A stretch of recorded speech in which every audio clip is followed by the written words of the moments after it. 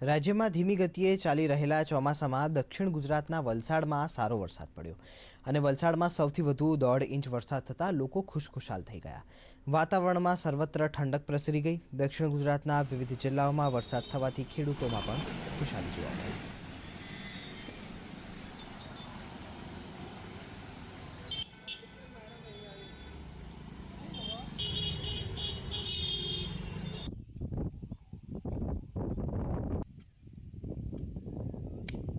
એ રીતે જોવા જઈએ તો વલસાડમાં ગઈ રાત્રિની વાત કરવામાં આવે તો 1 કલાકમાં 1.5 ઇંચ જેટલો વરસાદ વરસી ચૂક્યો હતો, જેને લઈને જે નીચાણવાળા વિસ્તારો હતો તેમાં પાણી ભરાયા હતા અને જો કે હાલાકીનો સામનો લોકોએ કરવો પડ્યો હતો। તો આજે સવારથી વાત કરવામાં આવે તો આજે સવારથી ધીમી ધારે વરસાદ વરસી રહ્યો છે। એક રીતે જોવા જઈએ તો દક્ષિણ ગુજરાતમાં એટલે કે ગુજરાતમાં મેઘરાજાની શરૂઆત થઈ ચૂકી છે, જેને લઈને ખેડૂતોમાં પણ આનંદની લાગણી છવાઈ છે।